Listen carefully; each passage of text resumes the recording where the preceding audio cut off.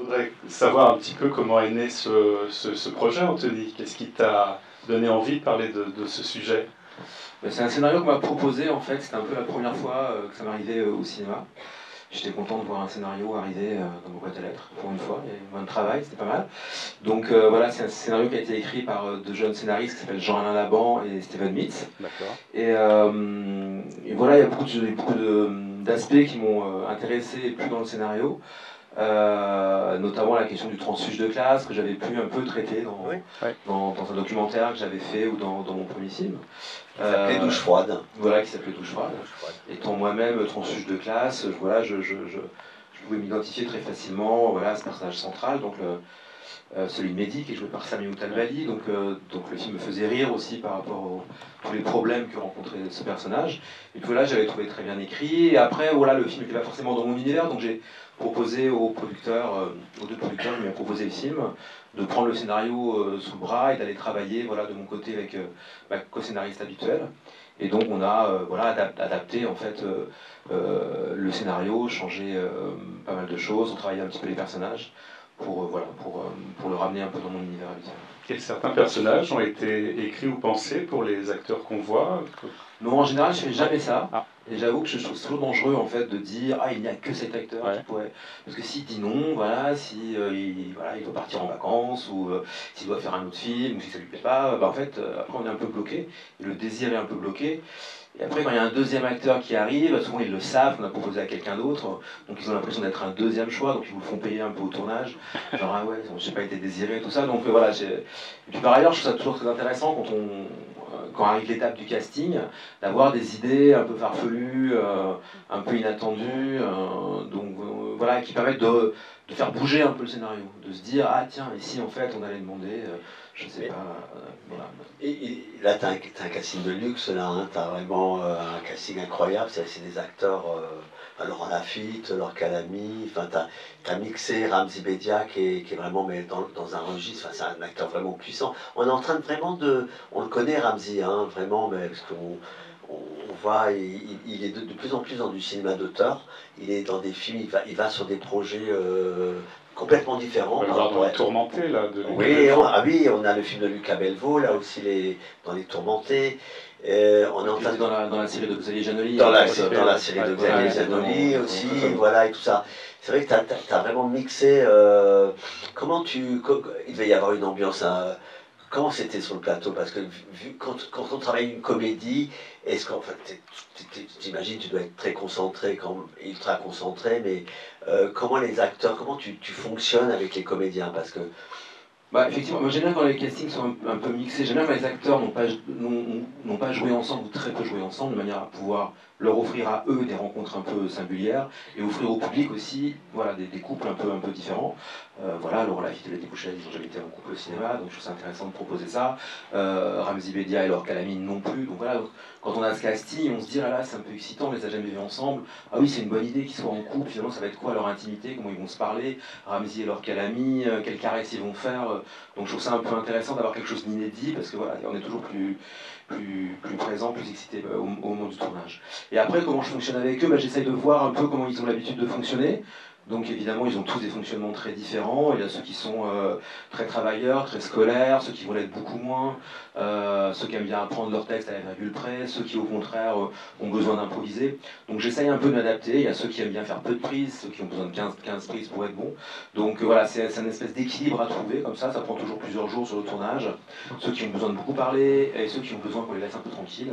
Voilà, donc moi j'ai pas forcément de méthode à partir du moment où tout se passe bien et où on travaille, mais tu les diriges beaucoup ou tu laisses libre cours pour les comédiens? Il y a deux écoles souvent. Alors, quand les acteurs sont très bons et très expérimentés, comme eux, par exemple, il n'y a pas besoin de beaucoup les diriger en fait. C'est qu'ils ont déjà compris, parce que c'est dans la scène, donc je donne quelques indications. Je suis là pour les regarder, évidemment, pour donner mon avis, et ils ont besoin d'être dirigés, c'est-à-dire d'avoir vraiment un regard sur eux et qu'ils soient assez fermes aussi, pour qu'ils aient vraiment l'impression d'être conduits quelque part. Mais en fait, voilà, des acteurs comme ça, ils comprennent au bout d'un moment. Élodie Bouchel, par exemple, j'ai travaillé 4 fois avec elle, donc elle me connaît par cœur, elle sait ce que je cherche, et elle sait ce que j'aime aussi chez elle, donc même si on va chercher quelquefois des choses un peu différentes, parce qu'on qu'on a travaillé dans les autres films, mais voilà, en général ça va assez vite, et quand les acteurs sont bons, en fait ça va vite, en fait on travaille vite. Il y a un décor qui est magnifique dans le film, on aimerait tous y être dans cette magnifique ville-là. Ça donne une idée de lieu et un huis clos, parce qu'on reste dans cette propriété. Où est-ce que ça a été tourné? Et je crois que cette ville-là, c'est une villa qui est disponible. Oui, oui, c'est ça. Vous pouvez louer la villa du film si vous voulez. J'ai découvert sur internet que maintenant elle était louée comme. Voilà, vous pouvez louer la villa d'un film avec Laurent Lafitte. Voilà, louer la villa de Laurent Lafitte. Je crois que c'est très cher, mais voilà. Les prix ont augmenté depuis le tournage. C'est dans quelle région? Alors c'est en Occitanie, c'est très précisément à Castillon-du-Gard, donc c'est près de Nîmes en fait. Et c'est vrai que voilà, l'un des vrais défis du scénario, c'est que c'était une sorte de huis clos, il n'y avait pas énormément de décors. Donc ça c'est quelque chose qui peut m'inquiéter un petit peu, parce que si on est enfermé dans une maison entre quatre murs, finalement pendant 1h30 on va voir les mêmes plans, les mêmes décors. Donc je trouvais qu'il fallait que ça circule un peu, parce que c'était une comédie, donc il fallait qu'il y ait un peu de vivacité, un peu de rythme. Donc cette maison, voilà, qui est vraiment une maison d'architecte, elle est très ronde, comme vous avez vu, elle s'inspire de la forme de l'escargot, en fait elle a été très pensée par rapport à ça. Donc il y a beaucoup de circulation, d'escaliers, et ça permettait justement, de ce film qui traitait aussi est-ce qu'il y a une circulation sociale possible, est-ce qu'on peut naviguer d'une classe à l'autre, voilà, pour moi qu'il y ait du mouvement un peu, c'était assez important. Donc voilà, elle offrait cette possibilité. Et il y avait la dépendance à côté, parce que quand... Alors pas du tout. Non, c'est un autre... Voilà. Ouais, c'est qu'on cherchait, normalement dans le scénario, les maisons se faisaient face, voilà, comme ça peut exister un peu. La maison du gardien était vraiment sur le domaine, et on n'a pas réussi vraiment à trouver un décor qui nous plaisait. Donc voilà, dans la maison des gardiens, concrètement, elle est à 30 km. Donc on a réinventé comme ça un petit chemin, vous voyez, il passe par un petit chemin là où il y a beaucoup de vent.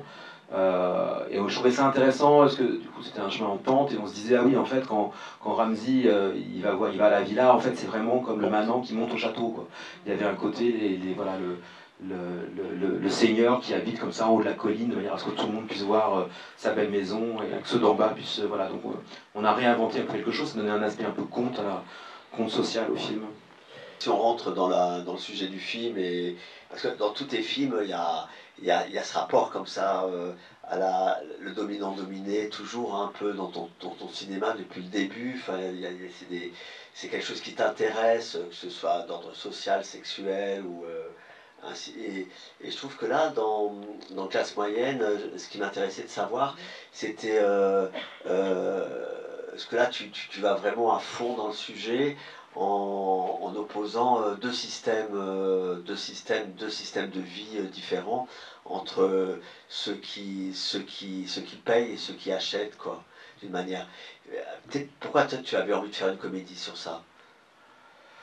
Il y a beaucoup de questions dans ta question, en fait. Oui, ceux qui payent et ceux qui achètent. Une des choses qui m'intéressait, c'était la question de l'argent. Je la trouve intéressante, c'est-à-dire à partir de quel moment, à partir de quelle somme surtout, on va accepter d'être acheté. Voilà. Je pense que c'est intéressant sur la négociation, de dire, bah non, en fait, voilà, se dire que finalement on a tous l'impression d'avoir une vraie dimension éthique, ou on est tous un peu incorruptibles, mais finalement si la somme monte, en fait, qu'est-ce qui se passe? On peut refuser peut-être 1000 euros, 10 000 euros, mais quand c'est 100 000, quand c'est 1 million, à quel moment on va craquer? Est-ce qu'on est sûr de jamais craquer, ou est-ce qu'on peut se faire acheter? Voilà. Je trouve que cette dimension liée à l'argent est assez intéressante. Et par ailleurs, quand on a travaillé le scénario et qu'on s'est documenté un petit peu autour de ces histoires, voilà, on a découvert qu'il y avait, voilà, des tas de gens comme ça, riches, très riches, voire célèbres, qui s'étaient retrouvés devant la justice pour avoir employé des employés de maison ou des gardiens comme ça illégalement, sans les déclarer. Donc voilà, c'est arrivé par exemple à Inès de la Fressange et Denis Olivier, qui était en couple. Voilà, lui c'est un capitaine d'industrie extrêmement riche, hein. Il s'est retrouvé dans la justice, arrivé à Francis Ford Coppola, voilà, qui est un cinéaste que moi j'aime énormément, que j'admire, et qui pour son appartement à Paris employait un couple de Philippins illégalement, il les a virés de manière assez odieuse. Et donc on se dit, mais en fait quand on a énormément d'argent, pourquoi on prend ce risque en fait hallucinant de se retrouver devant la justice, de ne pas déclarer les gens, de les exploiter en fait. Et j'ai trouvé ça un peu fascinant en fait, cette passion pour l'exploitation des gens, ce qui est un peu le cas du personnage de Laurent Lafitte dans le film, dont on découvre à la fin qu'il est capable, voilà, pour sauver sa femme et l'empêcher d'aller en prison, de dire, bon bah ok, j'ai 400 000 euros dans une mallette, je vous les donne et c'est ok, alors qu'il s'est battu pour 10 000 euros. Voilà, donc quand on découvre voilà, c'est pas seulement une question financière, une question économique, mais que c'est lié vraiment à voilà, une sorte de passion pour l'exploitation. Mais je trouve que ça fait un sujet de film et que c'est un peu intéressant de regarder comment ça se passe. Merci Anthony. Hervé? Ce qui est assez désespérant, c'est que le personnage qui pourrait être le plus sympathique, c'est celui qui meurt à la fin, c'est le conciliateur entre les deux. C'est extrêmement désespérant. Oui,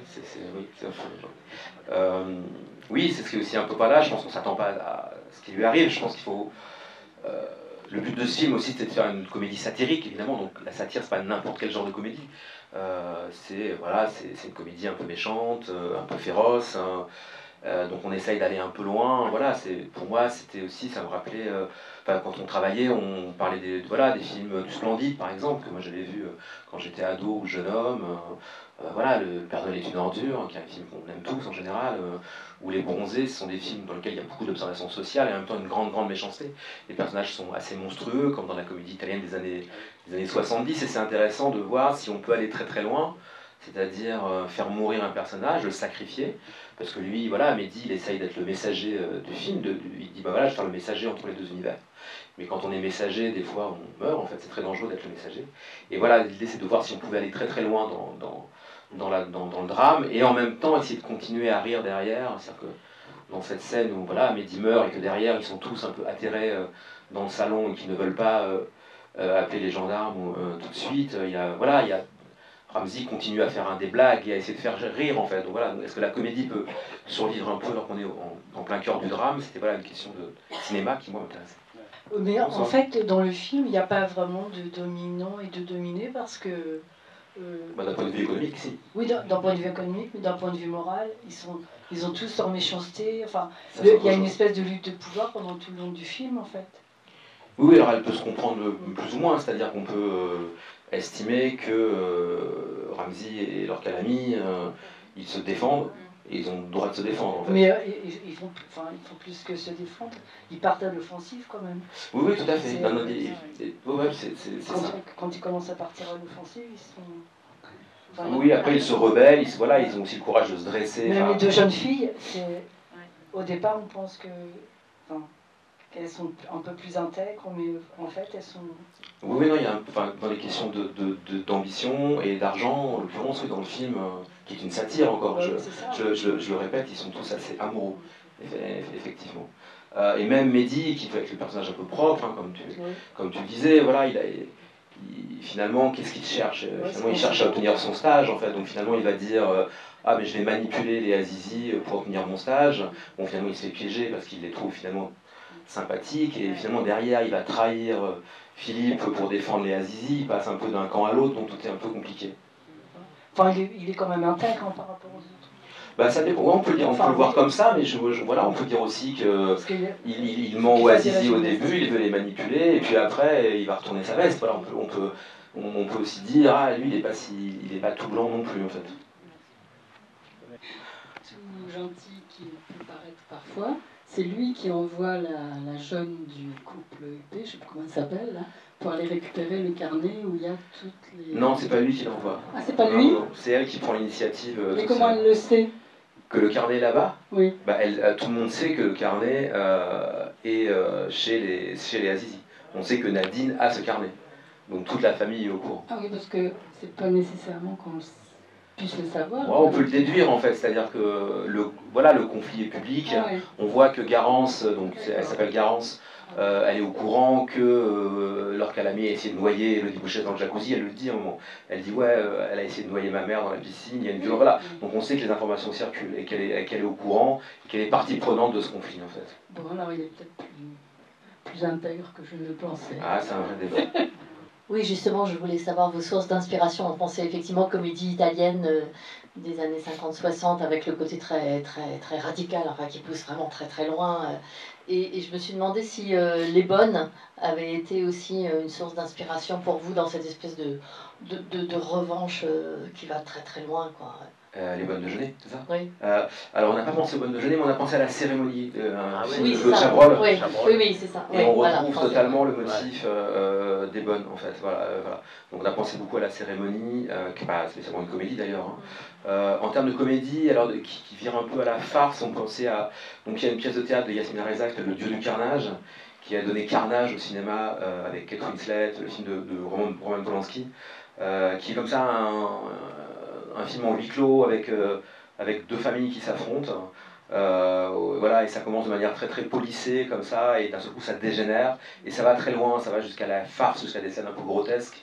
Et voilà, et comme ce film, on traversait un peu divers registres de comédie. Ça, on commence au début sur une sorte de... il y a des gags burlesques par exemple, avec Ramsey qui se prend toute la merde sur lui, il y a un peu une situation de caractère, et à la fin ça vire un peu à la farce. Voilà. Donc voilà, du coup on se disait que voilà, Carnage pouvait être une sorte de modèle pour ça. Pourquoi ce titre, classe moyenne? Pourquoi moyenne? Alors, je suis pas responsable du titre. En fait, le scénario s'appelait déjà comme ça. Et puis donc voilà, je me demandais si le titre était effectivement judicieux. Je crois qu'il désigne quelque chose qui est une sorte de point aveugle du film, en fait. C'est-à-dire quelque chose qui n'est pas vraiment incarné dans le film, mais qui est une sorte d'idéal. C'est-à-dire que les classes moyennes, c'est vraiment ni riches ni pauvres. Sachant que les ultra-riches sont détestés et que les ultra-pauvres sont traités d'assistés. Voilà, il y a comme ça une sorte de désir d'appartenir à une zone moyenne, à un entre-deux dans lequel on serait un peu peinard en fait, et pas trop repéré. Et c'est vrai que les classes moyennes, est-ce que c'est celle à laquelle aspire Mehdi par exemple? Est-ce que c'est celle à laquelle va appartenir Marilou, donc la fille de Ramzy Lorca Lamy, à l'avenir? Voilà, c'est possible. Et après il y avait l'idée d'une sorte de jeu de mots autour du mot classe, c'est-à-dire ces personnages manquent un peu de classe, voilà, pour rejoindre ce que vous disiez tout à l'heure, c'est-à-dire voilà, leur classe est vraiment très très moyenne, voilà, leur éthique est très très relative. Voilà, c'était un peu le double sens du mot classe. Mais effectivement, concrètement, voilà, les classes moyennes, il n'y en a pas dans le film, en fait. C'était sur le même sujet. Pour moi, classe moyenne, c'était très mathématique. Hein, c'est la moyenne entre les classes supérieures et les classes inférieures. Donc j'aurais pris ça. Au milieu, il y a Mehdi, qui peut représenter l'espoir d'une classe moyenne qui vient c'est l'ascenseur social. Je m'étais posé exactement la même question. Pourquoi classe moyenne? Parce que 400 000 euros en petite coupure, c'est plus de la classe moyenne. Ah non, non, je vous confirme qu'avec les gens comme ça, on n'appartient pas à la classe moyenne. Etc. Donc, j'aime bien l'affiche. On voit au milieu Mehdi. L'affiche, elle est classe géniale. Moyenne, voilà, c'est vraiment superbe. Voilà, c'est peut-être une interprétation de ma part. Mais... Non, mais ça peut être ça. Mehdi, alors ouais, il est à la fois au milieu, et voilà, c'est quelqu'un qui appartient... Enfin, sa prétention, c'est d'appartenir à deux mondes différents, quoi. Il dit, les Azizi, je peux leur parler, parce que finalement, c'est mes parents, donc je connais leur langage, et puis les avocats d'affaires, je sais leur parler aussi, parce que je viens de passer l'examen du barreau, et moi aussi, je vais être avocat d'affaires, moi aussi, je vais gagner beaucoup d'argent.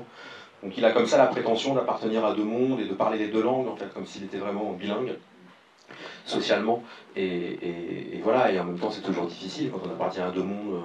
Peut-être que finalement on n'appartient à aucun de ces mondes, peut-être qu'on va être perçu comme un traître dans les deux mondes, donc c'est un peu ce qui lui arrive en fait, c'est pour ça qu'il est sacrifié aussi.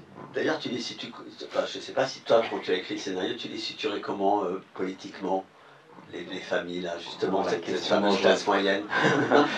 Non mais parce que c'est là, moi ça m'intéresse énormément. Ouais, alors je ne sais pas si j'ai envie de les situer politiquement, mais il est évident que... Il pourrait être à gauche. Il est évident, oui tout à fait, c'est qu'on voit bien qu'il a son potager bio, que voilà, il y a une sorte de culture un peu de gauche, progressiste, une culture un peu bobo qui a infusé chez ces gens ultra riches en fait. Voilà, donc ils sont, voilà, cette gauche qu'on connaît. Voilà, elle est comédienne, donc voilà, ça peut être absolument ça.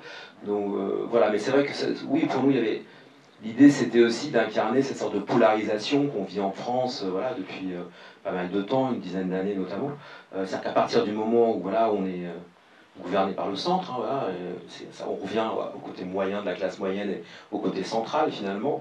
Finalement, ça s'est polarisé à l'extrême gauche et à l'extrême droite. Donc l'idée, en fait, d'avoir un film un peu symbolique de cette polarisation très très forte et de cette radicalisation des attitudes en fait était dans le film en fait à l'intérieur de ces familles. Mais effectivement, oui, on peut les imaginer, des très riches, très progressistes et voilà, et que les Azizi soient beaucoup plus conservateurs en termes de mœurs par exemple. Des choses comme ça. On voit par exemple que quand à la fin Marilou embrasse Garance sur la bouche, et le Dibouchez détourne la tête, voilà, très très politiquement, ça n'a pas l'air de la choquer plus que ça finalement. Bonsoir. Bonsoir. J'ai beaucoup entendu que vous comparez votre film Classe moyenne avec le film Parasite.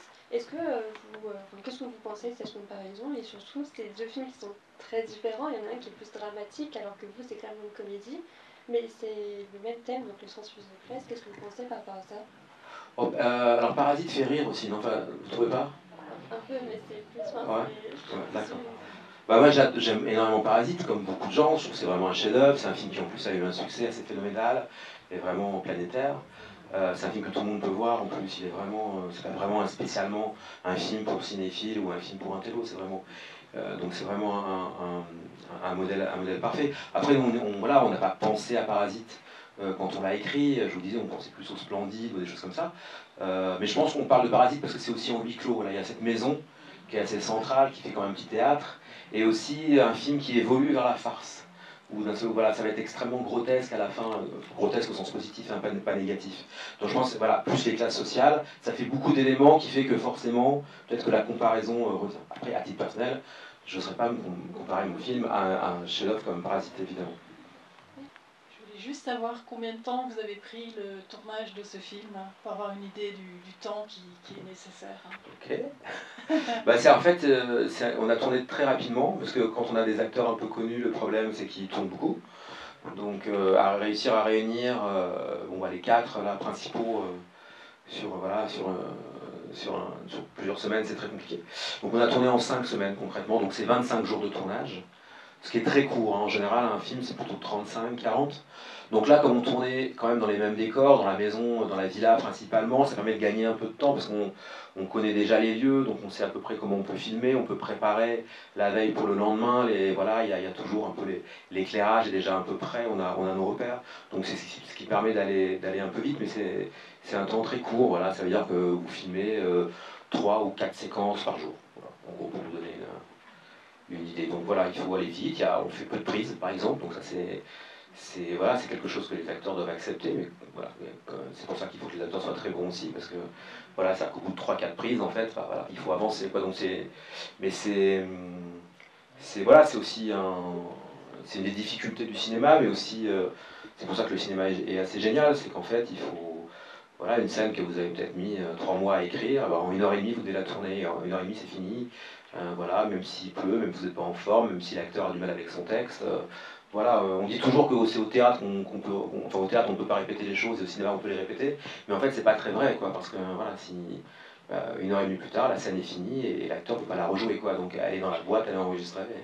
Et c'est terminé. Une 1h30 avec la mise en place technique. Oui, 1h30, ça dépend des scènes, évidemment. Vous avez des scènes très très longues, comme ouais. par exemple la scène finale avec les fusils, voilà, c'est forcément beaucoup plus long, mais en gros, ouais, c'est à peu près le gabarit qu'on a, 1h30 pour avec la mise en place technique, avec l'éclairage et tout. Oui, c'est ça. Là, vous avez beaucoup travaillé avec une lumière plutôt artificielle, ou plutôt avec la lumière naturelle. Non, on a utilisé le soleil au maximum. Évidemment, la lumière du film, elle est plutôt réaliste, plutôt naturaliste. Donc voilà, on travaille, on filmait dans le sud en plus. Donc voilà, une des difficultés, c'est que le soleil bouge et que l'éclairage varie et qu'il faut, quand on tourne un film, que vous ayez l'impression que, voilà, dans un champ contre champ, c'est-à-dire quand on filme comme ça et après comme ça, vous ayez l'impression que c'est exactement la même seconde, que vous n'aperceviez pas qu'on a tourné ce plan comme ça le lundi et le contre-champ le mardi. Donc, en même temps, ça donne du rythme, je trouve. Le film est très rythmé. Je vous remercie, c'est grâce à la monteuse, c'est le montage souvent la question du rythme. Cette lutte en fait entre ces deux clans. Oui, moi j'étais formé comme monteur, donc j'aime beaucoup le montage. Donc voilà, j'aime bien effectivement quand c'est un peu morcelé et quand on travaille un peu le champ contre champ. Et c'est vrai que voilà, on en parlait tout à l'heure, là le film fait 1h35, mais la première version de montage c'était plus de 2 heures en fait. Et on n'a quasiment coupé aucune scène, c'est-à-dire qu'on a vraiment retranché à l'intérieur des scènes des bouts de dialogue, des silences, des choses comme ça, des dialogues dont on se dit finalement on n'en a pas besoin parce qu'on l'a compris, ça on peut s'en passer, de manière à retrouver un peu de rythme et que le film ait le rythme juste, et que ce soit pas, que vous vous ennuyez le moins possible évidemment, mais surtout que chaque phrase de dialogue soit un peu une information nouvelle. Vous aviez dit que vous aviez changé des choses par rapport au scénario, pour ramener à quelque chose qui était plutôt votre univers. Qu'est-ce que vous avez modifié notamment ? Alors c'est marrant parce que dans le train en venant, je me souvenais déjà, j'étais avec la distributrice et je me suis souvenu d'un truc. c'est que dans le scénario que j'avais reçu, le personnage, c'était un accident, enfin c'était pas volontaire, hein, mais le personnage qui est joué par Laurent Lafitte avait un nom juif en fait. Et j'ai dit, ah non, faut pas faire ça, voilà, c'est une maladresse énorme. Donc ça, surtout pas. Voilà, après on a changé. Alors, par exemple, le personnage d'Élodie Bouchez, elle avait pas de métier. Voilà, c'était comme ça une sorte de figure de grande bourgeoise, un peu artificielle. Ça pouvait être genre Ariel Dombal, on va dire. Et Ariel Dombal, elle est super, hein, mais je veux dire, je trouvais pas ça intéressant. On l'a reçu, tu sais, ici. Hein. Ah oui? Non, mais j'aime beaucoup Ariel Dombal, c'est pas la question, mais elle joue une sorte de personnage comme ça. Voilà, elle est puissamment intelligente évidemment, mais elle joue aussi comme ça, un truc un peu artificiel. Et je trouvais pas ça très intéressant. Voilà, donc on lui a cherché comme ça une incarnation, et on a trouvé voilà, cette idée qu'elle pouvait être une comédienne. D'un seul coup, ça crée un conflit avec sa fille qui veut faire comme ses parents, voilà, qui est une sorte de népotisme, mais qui n'est pas avouée. Enfin, elle ne veut surtout pas être une fille d'eux. Elle dit non, non, mais ça n'a rien à voir avec toi, alors que, évidemment que ça a à voir avec sa mère. Et à la fin, elle choisit le nom de sa mère parce qu'elle accepte cette filiation. Il y a un prix à payer un peu pour tout le monde, soit financier, soit voilà. Elle est obligée de lâcher sur ça. Et puis, voilà, puis je trouvais ça intéressant, un personnage de comédienne comme ça, qui a pu être connu dans les années 80 avec des rôles un peu dénudés, et puis qui a envie d'être reconnu à sa juste valeur. En fait, dans le film, l'idée, moi, ce qu'on a importé avec ma co-scénariste, c'était, on se disait, mais finalement, c'est quoi le thème du film, au-delà de l'histoire? C'était de se dire que chacun, en fait, avait envie de bouger, n'était pas content de sa position, de son identité. Alors évidemment, vous avez les Azizi qui veulent changer de classe sociale et avoir plus d'argent. Mais l'idée, c'était aussi de se dire, voilà, et Noé Habitat, elle veut changer de nom. Elle veut plus avoir le nom de son père ou le nom de sa mère. Et Élodie Bouchez, donc le personnage d'Élodie Bouchez, elle veut être reconnue comme une vraie comédienne. Pas simplement comme une comédienne un peu sexualisée, un peu jolie, un peu érotique. Non, elle veut être reconnue pour son jeu. Et Laurent Lafitte, lui, il a beaucoup d'argent, mais il voudrait qu'on reconnaisse qu'il est méritant. Il voudrait qu'on reconnaisse qu'il en a chié pour en arriver là, ce qui est évidemment pas vrai, mais voilà. Donc en fait, tout le monde a envie de bouger un petit peu, et personne n'est vraiment content de son image.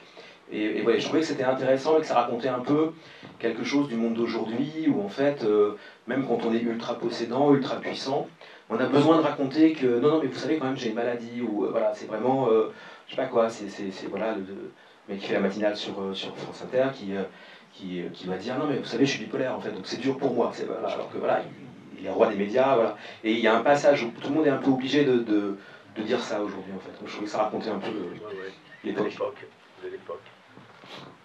Est-ce que les comédiens arrivent à pleurer sur commande? Est-ce que c'est facile pour eux de tourner ces scènes? Ils doivent pleurer comme ça? Ça dépend. Je ne sais pas si vous avez vu Valeurs sentimentales, où il y a un plan comme ça, qui est à mon avis un faux plan séquence d'ailleurs, où à la fin du plan, il y a la petite fille qui pleure, et c'est considéré comme un exploit et comme un beau plan, alors qu'en fait, les enfants sont souvent ceux qui pleurent sur commande, c'est beaucoup plus facile pour eux. Voilà, donc là concrètement dans le film, ce sont des fausses larmes, hein, je vais vous révéler les secrets, c'est intéressant de révéler les secrets aussi. Voilà, donc certes, en fait, ça dépend vraiment des acteurs. Donc j'ai choisi Noé Habitat avant de lui demander si elle savait pleurer, évidemment, ça me paraissait quand même correct de faire comme ça, et après elle m'a dit je sais pas pleurer sur commande. Donc en fait voilà, le montage sert aussi à ça, on peut soit faire du trucage. En fait concrètement, entre chaque plan, on vient rajouter un petit peu de collier, voilà, il y a aussi des choses en fait qu'on met un peu sous l'œil, voilà, et qui va faire pleurer en fait, qui va piquer un peu l'œil. Voilà, c'est pas un oignon, hein, c'est des produits, mais on peut faire ça comme ça. Donc en gros, entre deux prises, hop, il y a la maquilleuse qui vient placer quelque chose sous l'œil, et après ça fait couler les larmes, et on peut rajouter aussi un peu des fausses larmes. Donc voilà, on a fait comme ça. Mais en revanche, voilà, dans la scène où Élodie Bouchez pleure, voilà, son émotion, ce qu'elle joue, évidemment absolument réel, ça vous l'avez vu. C'est une comédie, on ressent cela, on a envie de rire très souvent tout au long du film. En même temps, c'est une comédie grinçante. Ouais. Et à la fin, le personnage, alors 2 ou 3 personnes ont parlé du personnage de Mehdi, qui est pas parfait, mais il n'y a aucun personnage parfait, comme il n'y a aucun homme ou aucune femme parfaite, pas dans la réalité. Mais moi, je trouve que c'est le personnage le plus intéressant, parce qu'il cherche absolument à trouver des solutions. Il cherche à trouver des solutions, et il évolue tout au long du film. Parce qu'il est confronté à des choses auxquelles il ne s'attendait pas, il évolue. Et ce personnage que je trouve le plus intéressant, sans qu'il soit parfait, vous choisissez d'en faire la victime d'une tragédie à la fin, et d'une tragédie absurde en plus. Parce que mourir par une balle en caoutchouc avalée, c'est quelque chose aussi de grotesque. C'est-à-dire que vous mettez du grotesque dans la dimension tragique. Et je veux dire, bien rigolé tout au long du film. Je suis très gêné de la fin. Pourquoi vous avez fait ce choix? Alors oui, mais c'est normal d'être gêné. Effectivement, vous avez raison, il y a une dimension ridicule, c'est qu'en plus il n'a même pas la chance de mourir de manière lyrique. Et en même temps c'est tragique. Pourquoi j'ai fait ce choix? Parce que, alors, l'idée c'était de raconter la violence des rapports sociaux. Enfin voilà, c'est quelque chose qu'on va vivre en France au mois de septembre d'ailleurs. Voilà, ça commence aujourd'hui, ça va continuer avec les grèves qui vont se prolonger tout le mois de septembre. Donc cette espèce d'impossibilité de se réconcilier et d'avoir une dimension moyenne, voilà, était incarnée par le sacrifice de Mehdi. Voilà, c'est-à-dire effectivement cette place moyenne, elle est impossible à tenir. Et l'idée c'était aussi de raconter la difficulté pour n'importe qui de traverser les classes sociales ou de changer de classe sociale. Et de dire, voilà, si tu fais un pas de côté, bah, tu vas payer le prix, tu vas mourir. Alors évidemment, voilà, on pousse un peu le curseur loin dans un film, voilà, on peut aller jusqu'à la mort et essayer de continuer à en rire, mais c'était un peu l'idée. Oui, mais à la fin, c'est une tragédie. Bien sûr, c'est la mort d'un personnage. Et ça devient un film compliqué. Oui, Le ressenti est compliqué à la fin. Mais je trouve ça... Mais oui. On sort dans un état compliqué. Bien sûr, mais c'est ce que je trouve, enfin moi personnellement, intéressant, voilà, du point de vue du cinéma en fait. C'est-à-dire que la comédie puisse à un moment faire rire, et puis en même temps on est quand même touché par quelque chose. Et est-ce que la comédie peut continuer? Voilà la toute dernière scène avec Garance. Voilà, en fait le film il s'ouvre sur un éclat de rire de Garance. Et voilà, quand elle parle de Sophie Marceau, de comment Sophie Marceau a choisi son nom, et elle se termine sur un éclat de rire de Garance, mais évidemment c'est pas du tout le même rire en fait. Et le premier est spontané, il est juvénile, il est frais, il est enthousiaste, il est ludique, et le dernier est monstrueux, odieux et grinçant. Et voilà, et ce film effectivement, j'essaie de faire en sorte que le film traverse des tonalités différentes. Mais je sais qu'on n'est pas content hein, que Mehdi meure, c'est normal que vous ne soyez pas très content. On n'était pas dans la salle et ça rigolait et vous avez ri. Il y avait quelque chose qui passait au niveau de la... ouais, voilà, oreille jaune, comme on dit. Mais, citation latine. Pardon? La citation latine. Oui, les citations latines, c'est drôle, ouais. Ça, c'était dans le scénario. Vous auriez pu intituler le film Modus Vivendi. Oui, c'est vrai, mais ça c'est drôle si on a vu le film. Mais si on l'a pas vu, est-ce qu'on a envie d'aller voir un film parce que le Modus Vivendi, je sais pas. On se dit, oh là là, c'est pour... En tous les cas, c'est un film qui peut vraiment plus que trouver son public et qui va faire du bien si, en cette période où c'est quand même un petit peu compliqué en ce moment. Et on va peut-être aller au cinéma, les gens vont se marrer, et en même temps, on est aussi dans l'époque, c'est un peu l'actualité aussi. C'est un miroir de notre époque. C'est un miroir de la société, le film. C'est pour ça qu'il est vachement bien écrit, ce film. Il a eu beaucoup de succès, hein, on disait, là, quand il a été présenté à la Quinzaine. Je crois que les gens étaient pliés de rire dans la salle. Merci beaucoup. Et une affiche extraordinaire, hein, franchement. Qui est le graphiste ou la graphiste? Tu sais pas, Eva? Alors l'agence est Silencio et je connais pas le nom, je me souviens plus du nom. C'est une affiche de cinéma. Du graphiste. Oui, il y a eu beaucoup de travail, beaucoup de débats, on est passé par beaucoup d'étapes, c'est une étape aussi intéressante de savoir... de film. Oui, on a essayé de faire en sorte qu'elles soient un peu différentes et pas forcément comme toutes les affiches. C'est un bon cocktail, on va dire. Voilà. À bientôt Anthony, merci. Merci beaucoup.